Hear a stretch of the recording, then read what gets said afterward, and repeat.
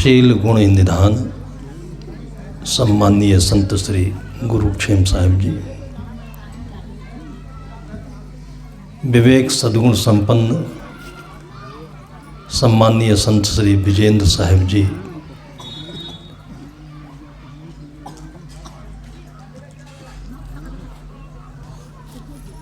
मुद मंगलमय संत समाज,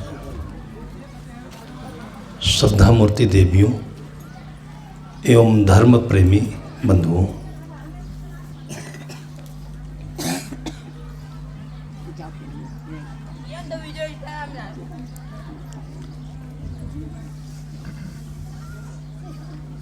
एक किसान खेत में काम कर रहा था। शाम का वक्त था। बहुत सारे किसान काम बंद करके अपने घर चले गए थे। उसी बीच में यूनिवर्सिटी का एक प्रोफेसर पैंट शर्ट पहने एक दूरबीन लेकर उसी खेत में आगे पीछे कर रहा था। शहरों में प्रदूषण अधिक होता है तो आकाश में तारे स्वच्छ दिखते नहीं हैं। देहात में प्रदूषण कम होता है।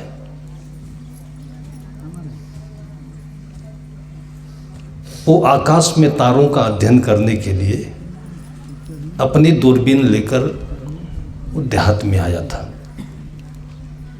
कभी आगे जाए कभी पीछे जाए। लगभग किसान चले गए थे।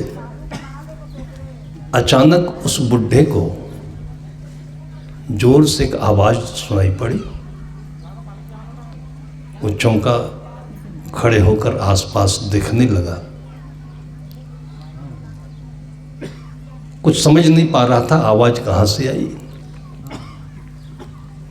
फिर थोड़ा विचार किया कि भी यहाँ पर तो एक बाबूजी आगे पीछे कुछ कर रहे थे, चल रहे थे, वो दिखते नहीं हैं।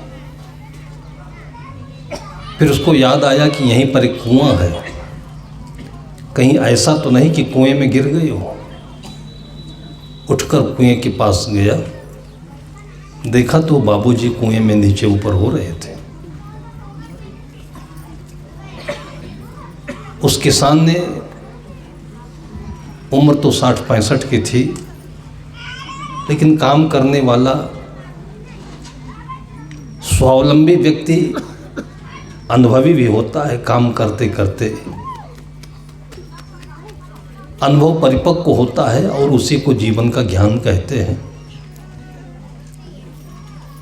वो जीवन के काम आता है। उसने देखा कि ये व्यक्ति कुएं के अंदर गिर गया, कैसे करें। तो पहले ज़माने में अक्सर लोग 10 हाथ की धोती पहनते थे। वो भी बड़े काम की चीज़ होती थी। उसने कुछ उपाय नहीं देखा तो अपनी 10 हाथ की धोती खोल दी और ज़मीन में लटका दिया, कुएं में लटका दिया। किसान था इसलिए बुद्धि आ गई। जो ज्ञान जी करके आपको मिलता है वो सबसे विश्वसनीय ज्ञान होता है। और जिस भूमिका से ज्ञान प्राप्त होता है उस भूमिका को भक्ति कहते हैं। आप जमीन से जुड़िए, वायु से जुड़िए, हवाओं से, धूप से जुड़िए, लोगों से जुड़िए, ये योग है। और दिल से जुड़ते हैं तो भक्ति होती है। और उस भक्ति के परिणाम में जो आपको अनुभव आता है उसे ज्ञान कहते हैं। वो आपके व्यवहार में काम में आता है।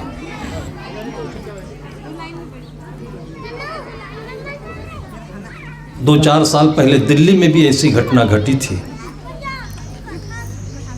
12 क्लास में पढ़ने वाला लड़का चिड़ियाघर देखने गया था। बहुत लोग गए थे। उस लड़के में कोई चंचलता रही होगी। मन में बिना विचार और बिना नियंत्रण संयम के विचार आए उसी को चंचलता कहते हैं, और इसी को देहात में बिना काम का काम कहते हैं। शरीर में भूख हो, दर्द हो, धूप छाया हो, उसके लिए कुछ करिए तो काम कहते हैं, और कुछ नहीं के लिए कुछ करिए तो बिना काम का काम होता है।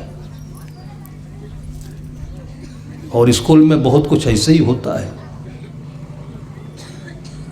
हमारे पास एक लड़का आया, बातचीत किया, हालचाल पूछा। उससे मैंने पूछा पढ़ते हो? कहाँ पढ़ता हूँ। मैंने कहा किस क्लास में पढ़ते हो? बोला बीकॉम पढ़ता हूँ, बीकॉम कर रहा हूँ। मैंने कहा बीकॉम का मतलब क्या होता है? उसने कहा बीकॉम का अर्थ होता है बिना काम का। जो कुछ कर लेने के बाद आदमी किसी काम का न रह जाए वो बिना काम का है। माता पिता के साथ होता तो कुछ धंधा सीखता, खेती सीखता, कुछ आगे बढ़ता। नौकरी मिलेगी नहीं, इसलिए बीकॉम का मैं नया अर्थ निकाला हूँ बिना काम का। 12वीं में पढ़ने वाला लड़का, अब थोड़ी बुद्धि उसकी विकसित हो गई थी, लेकिन किताबों में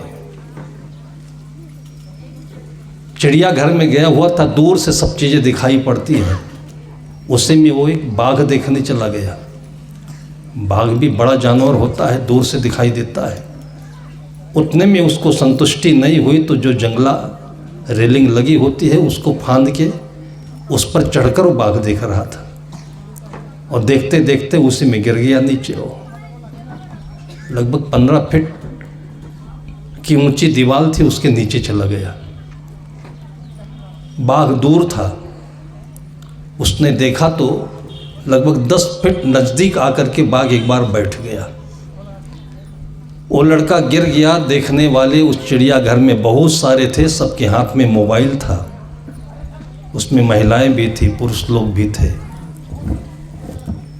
लेकिन सारे के सारे लोग मोबाइल से वीडियो बनाने में लग गए थे। मैंने ये घटना इसलिए बताई कि किसान था, उसके सामने भी यही परिस्थिति आई कि आदमी कुएं में गिर गया है, उसको क्या करना चाहिए। वो किसान था, और ये सारे लोग एजुकेटेड थे, क्वालिफाइड थे, नौकर थे, सर्विस में थे, सब वीडियो बना रहे हैं। एक्सीडेंट हो जाए लोग वीडियो बना रहे होते हैं, मारपीट हो वीडियो बना रहे होते हैं। यही काम बच गया ज़िंदगी में।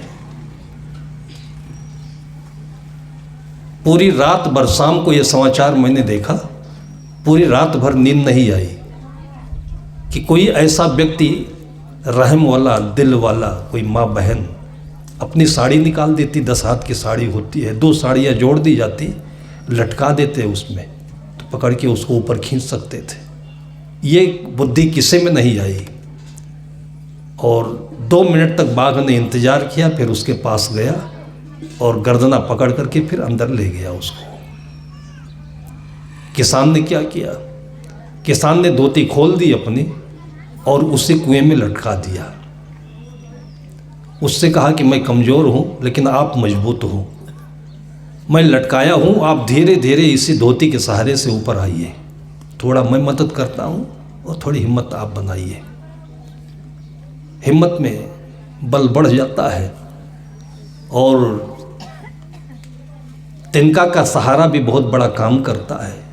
वो तिनका था, उसके अंदर की सहानुभूति, दर्द, फिर उस आदमी को बाहर निकाल दिया। उसको नई जिंदगी मिली। शाम का वक्त था, नहीं निकल पाता तो डूब गया था, मर जाता।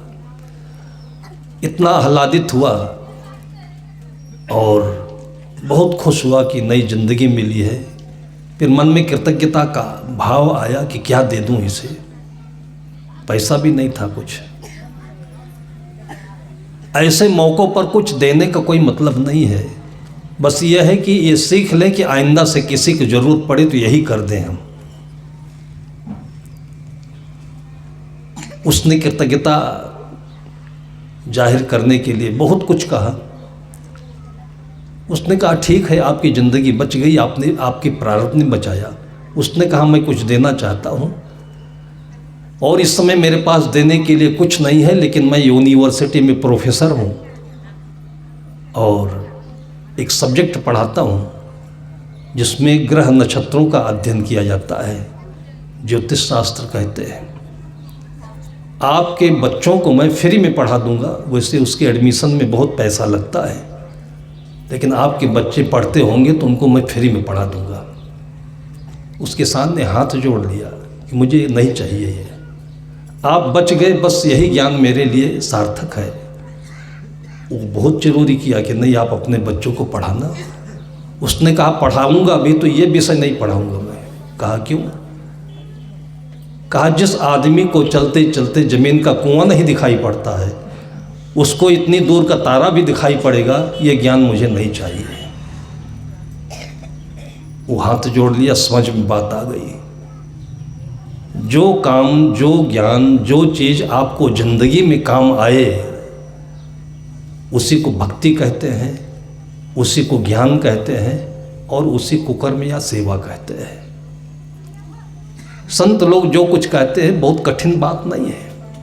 कठिन तो बुद्धिमानों ने बना दिया कि मुक्ति क्या चीज़ है और साधना क्या है, संयम क्या है, ऐसे करो वैसे करो। शास्त्रार्थ होते हैं, फिर लड़ाई होती है, कितने ग्रंथ बनते हैं। बहुत सारे ग्रंथ एक दूसरे को परास्त करने के लिए ही बने हुए हैं।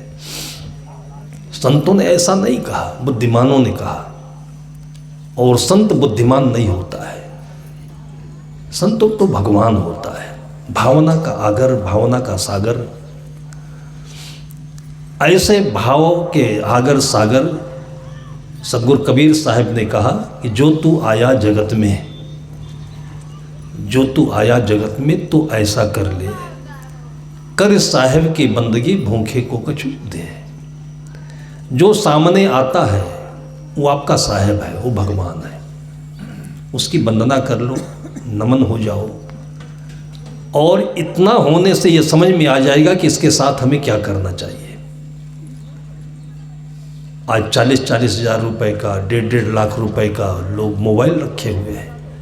इतना समझ में नहीं आया कि ये मोबाइल से वीडियो खींचने का समय है कि इसको बचाने का समय है, क्योंकि श्रद्धावनत नहीं हो पाए, भक्ति नहीं आई, पूरी जिंदगी में कभी किसी से जुड़े नहीं। तो जो ज्ञान मिला वो समाचार है, ज्ञान नहीं है। समाचार तो मिल रहा है हम लोगों को कि हमास में, इजरायलियों में युद्ध चल रहा है, कितने बच्चे, कितनी महिलाएं जिनकी कोई गलती नहीं मारे जा रहे हैं, उनका घर बार लुट रहा है, मिसाइलें दग रही हैं। समाचार तो है, क्या कर सकते हैं। अब ये समाचार हमारे मन को बिगाड़ रहा है कि जो हमारे घरों में हम करने के लायक है वो भी नहीं कर पा रहे। ऐसा कुछ अपने घर में ना हो कि हम फिलिस्तीन और इजराइल बने। दुनिया है, दुनिया में सब कुछ होता रहता है। भारतीय धर्म या हिंदू धर्म या भारतीय संस्कृति पूरी दुनिया में सबसे उच्च संस्कृति इसलिए बताई गई कि इसमें कोई कठिनाई नहीं है। सत्संग करने में, भक्त बनने में, साधु बनने में, कल्याण करने में कठिनाई है। लोगों ने लोगों को भड़काया, ये छोड़ना पड़ेगा, वो करना पड़ेगा, वो करना पड़ेगा, कठिनाई है। बहुत सारे लोग बहुत डर के कारण भी साधु के पास नहीं जाते हैं, और कुछ साधुओं में भी कहीं ये कठिनाई दिखी होगी, उसको सुन करके, देख करके लोग और दूर होते जाते हैं। तुम ये छोड़ो, वो छोड़ो, वो छोड़ो, वो छोड़ो, 50 छोड़ने की बातें बताई, और करो क्या ये कुछ नहीं बताया, पकड़ो क्या कुछ नहीं बताया। एक जगह ध्यान लग जाए, मन लग जाए तो सब कुछ छूट जाता है। वो क्या है? प्रेम है। इसलिए सदगुरु कबीर देव ने सब कुछ पढ़ लिख लेने के बाद में, सब कुछ समझ लेने के बाद में, बीजक को आप पढ़िए तो कोई वेद शास्त्र पुराण, कोई धर्म ग्रंथ बाकी नहीं रह जाता है जिसका सार उन्होंने उसमें रखा ना हो, लेकिन अंत में कहते हैं कि जब लग दिल पर दिल नहीं तब लग सब सुख ना आए। वो चाहे राजनेता हो, वो चाहे डॉक्टर हो, चाहे जज हो, चाहे थानेदार हो, कप्तान हो, ये सब बड़ी बड़ी हस्तियां हैं, ताकत है। लेकिन जब इनको अपने घर में भाई बहन माता पिता लोग पड़ोसी व्यक्ति उनके साथ जीना पड़ता है तभी बिगड़ जाते हैं। तो फिर उनकी इस उच्चता का, उनकी इस योग्यता का महत्व क्या रहा? फिर अभी 2 दिन पहले 26 साल की उम्र की और एक बेटी, उसके पिता ने कितने सपने संजो करके मेहनत करके उसको पढ़ाया लिखाया, जज बनी और 24 साल की उम्र में जज बन गई थी। अभी 2-3 साल ही उसके सर्विस के हुए थे और कमरे में फांसी लगा करके लटक गई, अभी 26 साल की उम्र में। ये अचानक नहीं हुआ है। इनके बीच में जो रहस्य है वो यही है, भक्ति नहीं है। भक्ति 2 तरफ से होती है, एक भीतर से एक बाहर से। जो भीतर से जुड़ जाता है वो बाहर अपने आप जुड़ जाता है। भीतर से जुड़ने के लिए इसलिए संत महापुरुष कहते हैं कि उपवास करिए। उपवास में कोई कठिनाई नहीं है। उपवास का इतना कठिन अर्थ भी नहीं है जो हम लोग आजकल कर रहे हैं।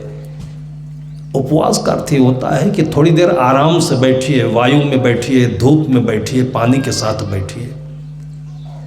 बच्चों को देखिए, जब पानी बरसता है तो लोग अपने को बचाते हैं, बच्चे बाहर भागते हैं, खेलते हैं, उनको अच्छा लगता है। बच्चे प्रकृति से जुड़ना चाहते हैं, हम लोग प्रकृति से अपने को बचाना चाहते हैं। कोट पैंट पहन करके, टाई लगा करके और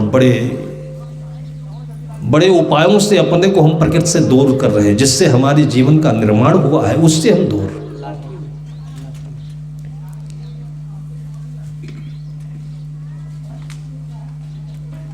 सदगुरु कहते हैं कि जासो नाता आदि का बिसर गया सो ठौर, अब 84 के बस परे कहे और की और।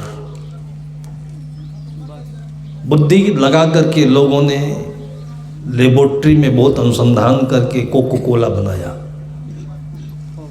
घर में बना हुआ मट्ठा लोग नहीं पीते हैं, नींबू का शरबत नहीं पीते हैं, गुड़ का पानी नहीं पीते हैं और कोको कोला लेकर पी रहे हैं। ये अपनी बुद्धि के अहम के कारण से ही दूसरों की बुद्धि में जाल में हम लोग फंसते हैं। अपनी बुद्धि के अहम के कारण से अपने पूर्वजों को हम बेवकूफ़ क्यों समझते हैं? क्योंकि हम बुद्धिमान हैं। एक सरल व्यक्ति जो होता है अपनी माँ को, अपने पिता को और अपने पूर्वजों को बड़े आराम से, बड़ी सहजता से स्वीकार कर लेता है।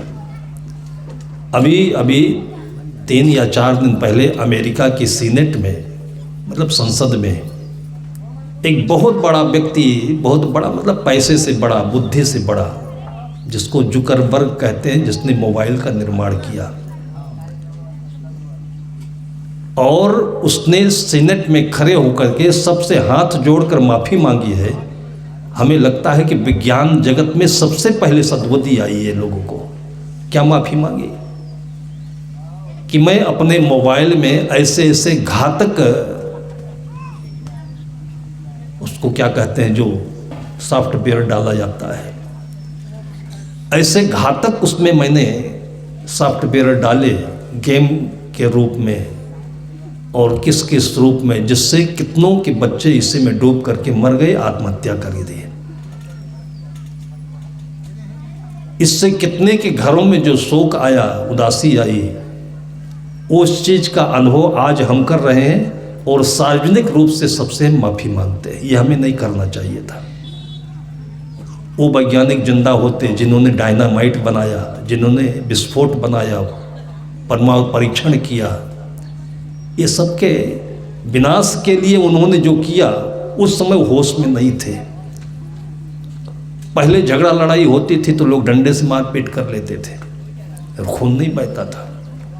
लेकिन अब ऐसे ऐसे हथियार लोगों ने बनाए, और किन लोगों ने बनाए उसको विज्ञान कहते हैं।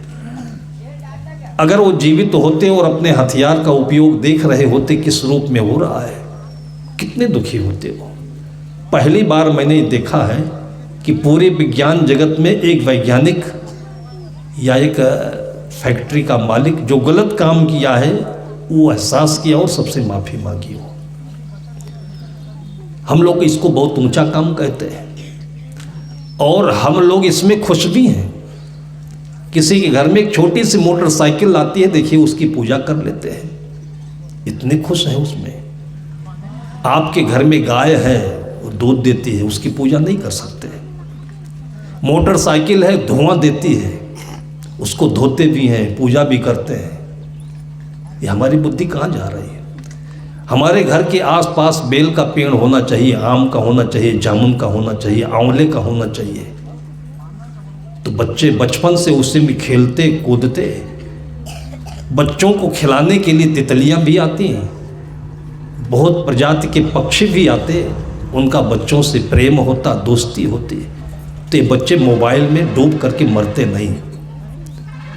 लेकिन हम लोग भी बुद्धिमानों के साथ में हैं और बच्चों के भावनात्मक शोषण में अपराधी बनते चले जा रहे हैं। बुद्धि का जो समन होता है वो भक्ति से हो सकता है, भाव से हो सकता है। जैसे आप उदाहरण ले लीजिए कि आप मकान बनाते हैं तो उसमें सीमेंट और रेती और पानी लगता है।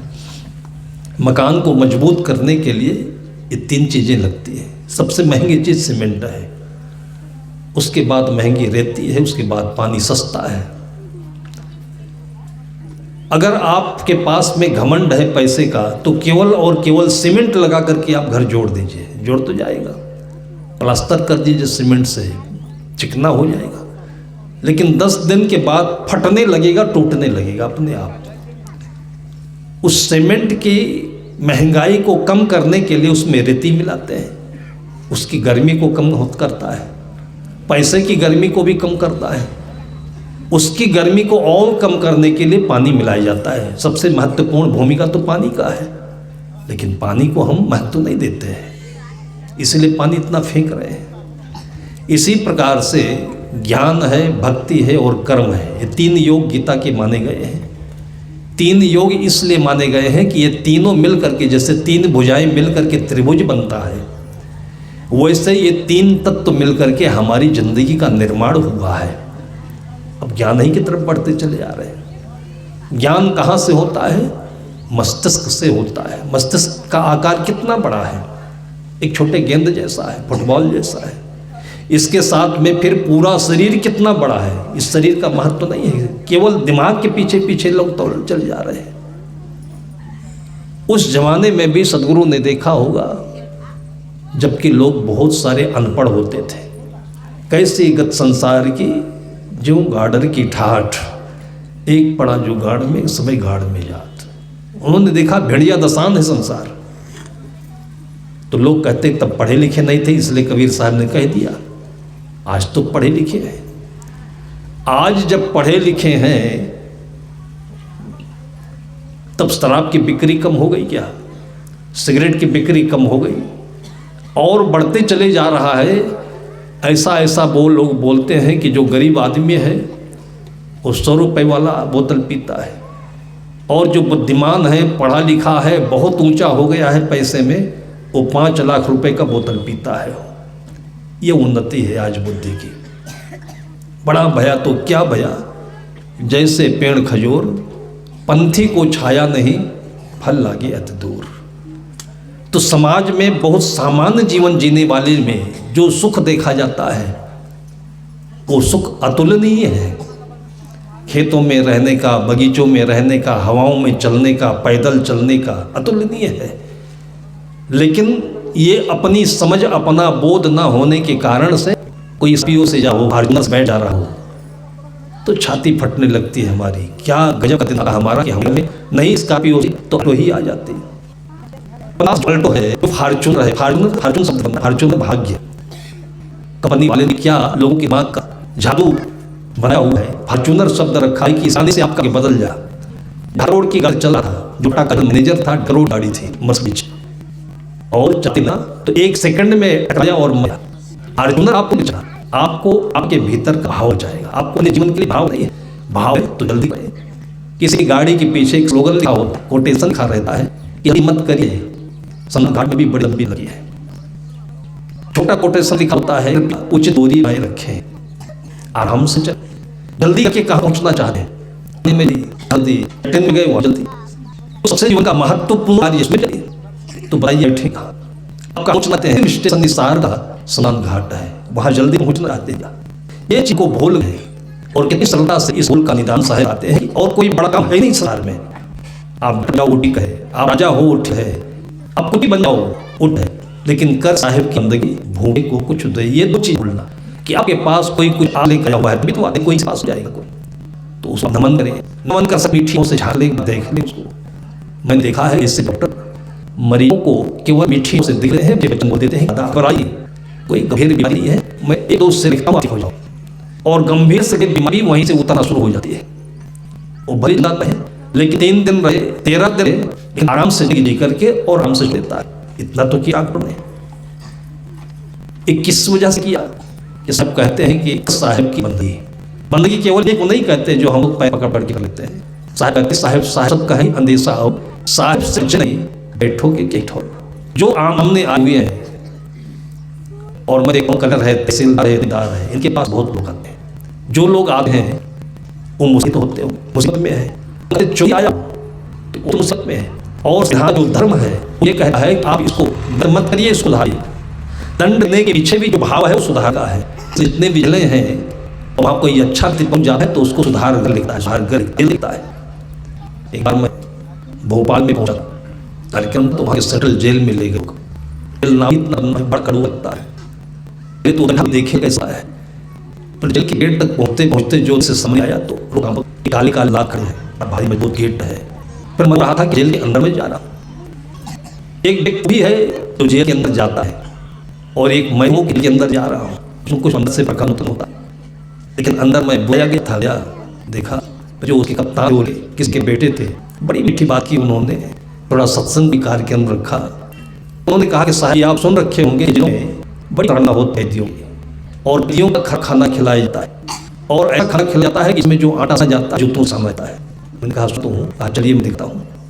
उस बड़ा घर में मैं हूँ, रसोई में इतनी सही थी और जितने भी कैदी थे पहले कैदी के अंदर बंद होंगे क्योंकि सभी सफेद वस्त्र है, कुर्ता पजामा टोपी। कहा यहाँ तो सबके सब नेता ही नेता है, कैदी कौन कहा पर? उन्होंने बताया ये भेषभूषा ये आए तो सब सुसरा रखा गया। इतनी सुंदर रोटी बन रही थी और आटा मशीन में जा रहा था। वही मनवा कि अभी नहीं हुआ है, फोटो काम नहीं है, नहीं तो करके पहले ही खाते बांध दिया। तैयारियों में दिखाया उन्होंने कम से कम 25 प्रजाति के फूले हुए। मैंने इसका अभ्यास किया है, काम कौन करता है? तब उन्होंने कहा कि महाराज जी सब ये कैदी लोग ही करते हैं। कैदियों को यहाँ रखना है तो कैदियों के मन को भी सजाना है, इनके मन को सजाने की खातिर ही ये सब हम कराते हैं इनसे। फिर बहुत बड़े प्रवचन हाल में ले गए, सारे बहुत अच्छे अच्छे भगवान राम, श्री कृष्ण, कबीर, महावीर सबके चित्र बने। तब बताया कि कैदियों ने ही सब बनाया है। फिर हमारे प्रवचन से पहले फिर बहुत सुंदर भजन का कार्यक्रम था और इतनी सुंदर संगति दी तबले हारमोनियम पर, और सब कैदी थे, इतना सुंदर भजन गाया। तो इस प्रकार से एक व्यक्ति के भीतर में एक भावना बन गई जिसको साहिब कहा जाता है, भगवान कहा जाता है। साहिब अरबी शब्द है, भगवान हमारे भारतीय संस्कृति का शब्द है। भगवान मतलब जिसमें सभी भागीदार बन सके, और उसी को आकाश भी कहते हैं। आकाश की तुलना भगवान और भगवान की उपमा आकाश से क्यों दी जाती है कि आकाश वो व्यापक चीज़ है कि जिसमें सब समा जाता है। अच्छे अच्छे नहीं, जो धूल है, जो गंदगी है वो भी, या तो महासागर कहिए, गंगा सागर कहिए, या पृथ्वी कहिए। इसलिए हमारी भारतीय संस्कृति में इन सब को इतना महान शब्द दिया गया। पृथ्वी को माँ कहा गया, आकाश को पिता कहा गया, कि जिसमें सारी अच्छाइयाँ बुराइयाँ सब समा जाए और मिल करके सब सुंदर बन जाए, रत्न बन जाए। इसलिए तो समुद्र के अंदर में रत्न की खानी पाई जाती है कि जितनी गंदगी होती है शहरों की, सारी गंदगी नदियों के माध्यम से, गटर के माध्यम से बहकर और गंगा सागर तक पहुंच जाती है। और हम सोचते हैं कि ये पानी मैला क्यों नहीं होता है। उस पानी में ये गुण है कि सारी गंदगी को समेट करके फिर रत्न बनाते हैं पानी, और उसी को पन्ना कहते हैं, पोखराज कहते हैं, मोती कहते हैं, और क्या क्या चीज़ नाम देते हैं। साहब कहते हैं कि जो तू चाहे मौज को, जो तू आया जगत में, तो ऐसा कर ले, कर साहब की बंदगी, भूखे को कछु दे। आज भी मेला भंडारा के नाम से देखिए, आप लोगों को यहाँ पर जो एकत्र किया गया है, जो यहाँ के आयोजक हैं खेलू साहब, उनके अंदर की एक यही भावना है कि हमको ये अच्छा अवसर मिला है, संतों का समाज मिला, आशीर्वाद मिला, तो साल भर में जो हमारे हिस्से का आता है उसमें पूजा अर्चना भी है, घर का भाव भी है। इसको बड़े मीठे भाव से हम कुछ लगा करके और सबके हृदय में पिरो दें, सबके अंतःकरण को समर्पित कर दें।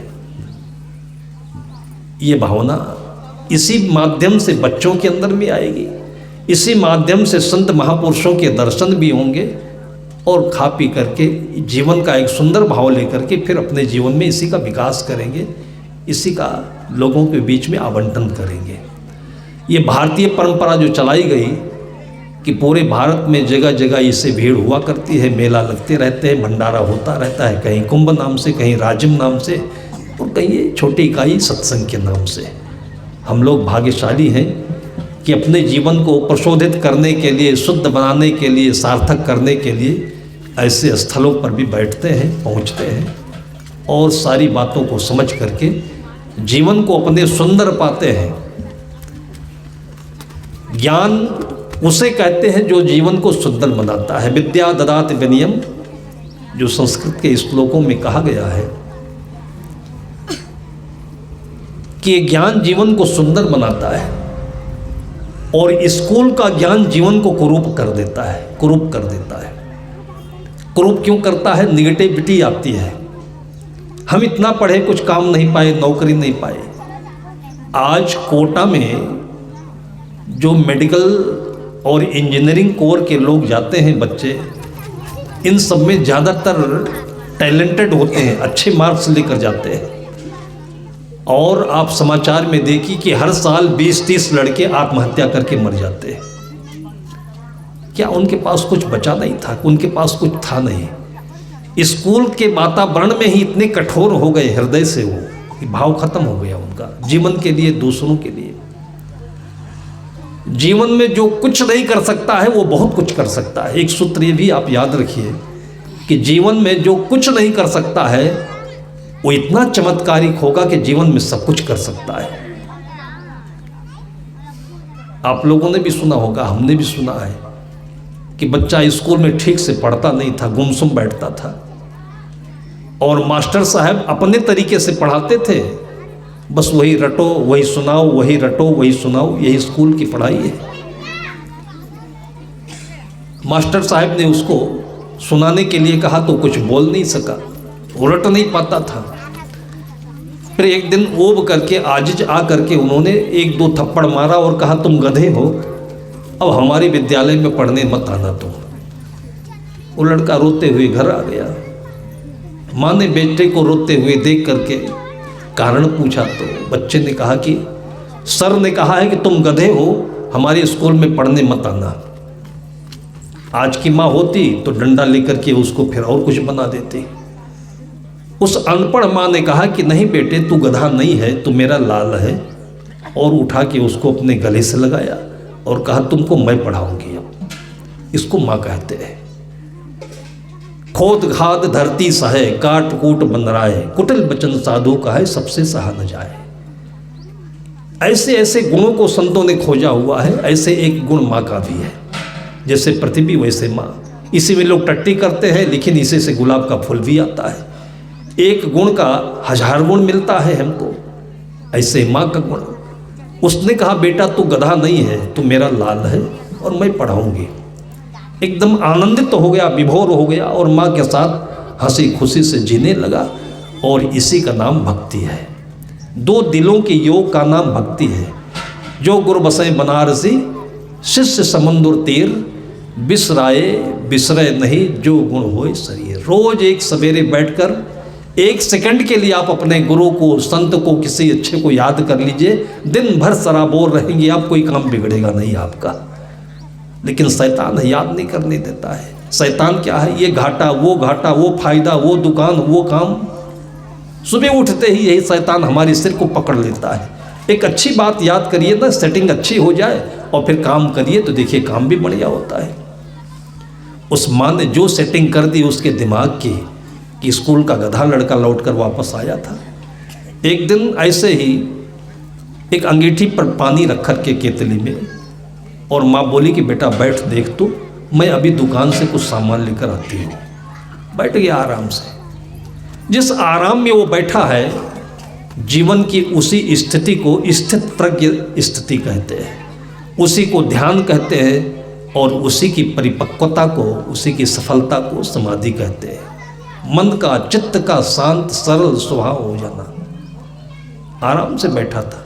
जहाँ ध्यान होता है वहीं पर फिर ज्ञान मिलता है, वो ताज़ा ज्ञान होता है। ज्ञान हम लोग अक्सर टीवी पर देखा ज्ञान, किताबों में पढ़ा ज्ञान, ये ज्ञान नहीं है। ज्ञान को कहते हैं जो तत्काल समय से आपके भीतर से आए, जिसको प्रेजेंस ऑफ माइंड कहते हैं, प्रत्युत्पन्न मति कहते हैं। अभी बाघ आ जाए तो क्या करेंगे आप, ये कल्पना है, लेकिन सचमुच में आ ही गया बाघ तब क्या करेंगे, वो ज्ञान है।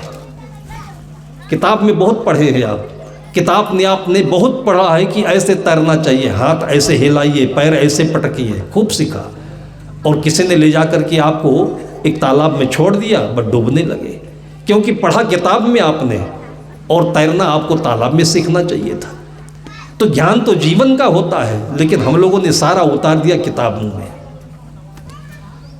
उस लड़का को धीरे से समझ में आया, ज्ञान देखने में आया कि जो केतली में है वो पानी रखा हुआ था गर्म होने के लिए, और जो ढक्कन ऊपर से बैठा हुआ था वो उछलने लगा, खन खन की आवाज़ करने लगा। तो उसके अंदर में एक प्रश्न पैदा हुआ कि अभी तक ये शांत था, फिर ये ढक्कन को उछाल कौन रहा है। इस घटना को उससे पूर्व भी हजारों पीढ़ियों ने देखा होगा, लेकिन ध्यान से नहीं देखा। इस सड़क पर आप खड़े हो जाइए, आप याद कर रहे हो कि रायपुर से कोई आ रहा है, तो हजारों लोग निकल जाएंगे और आपको दिखाई नहीं पड़ेंगे। ऐसे ही खड़े हो जाइए तो सब दिखाई पड़ेंगे। वो आराम से बैठा हुआ था, इसलिए उसको सब कुछ दिखाई पड़ रहा था। उसी को ज्ञान कहते हैं। उसने कहा कि ये ढक्कन उछलने क्यों लगा, तब उसके अंदर से ही आवाज़ देता है, कोई उत्तर देता है, और जो देता है उसी को हमारे संतों ने परमात्मा कहा है। वो सबके भीतर बैठा है। बैठा है घट भीतरे, बैठा है साचेत, जब जैसी मत चाहे तब तैसी मत देत। बैठा है घट भीतरे। उसको कभी पढ़ाया नहीं आपके गुरुजनों ने। उस भीतर को पढ़ते पढ़ते मैथमेटिक्स, साइंस, ज्योग्राफी और कितने सब्जेक्ट पढ़ते पढ़ते उसके ऊपर पत्थर पड़ गया। उसको भी तो देखो। उसने अंदर से आवाज़ सुनी कि जो इसमें पानी है एक टेम्परेचर पर गर्म होकर के भाप बना, इस भाप में शक्ति है जो ढक्कन को उछालती है। और उसने पहली बार इस सेंटेंस को कागज़ पर जब लिखा है तो टॉप मोस्ट का वैज्ञानिकों में उसका नाम आया, जिसको आज भी हम किताबों में पढ़ते हैं जेम्स वाट के नाम से। वो जेम्स वाट कहाँ से वैज्ञानिक बना वो नहीं पढ़ते, बस उसकी थ्योरी पढ़ते हैं। उसी शक्ति के आधार पर जॉर्ज स्टीवेंसन ने डीजल से, मिट्टी के तेल से और पानी के स्टीम से चलने वाले इंजन का आविष्कार किया है। बहुत सारे आविष्कार, ज्ञान की बातें हमको खेलते हुए खेतों में, काम के फील्ड में मिला, लेकिन सबको हम सिमेट करके ले जाकर केवल स्कूलों में रख दिए। इसलिए पीढ़ी की पीढ़ी इसमें डूबी चली जा रही, मर रहे हैं सब। साहब कहते हैं कि जो तू आया जगत में तो ऐसा कर ले, कर साहब की बंदगी, भूखे को कछ दे। जो भी आप कर सकते हैं वो ये है कि आप नयन भर के किसी को देख ले, उसकी वंदना कर ले, हृदय में उतार ले, और इससे जो आपको कुछ मिलता है तो जहाँ पर उसकी कमी है उसके पेट को, मन को खुशियों से भर दें। यही जीवन का सबसे ऊंचा शिखर है, सफलता का शिखर है, परमार्थ है और जीवन की मुक्ति है। सबको इसी का वरदान मिले, इसी का भाव मिले, सबके आंगन में इसी के फूल खिलें। इसी शुभकामना के साथ में मैं अपनी चर्चा को विराम देता हूँ। बोलिए सदगुरुदेव की जय। जो भक्त सज्जन को साहिब के पास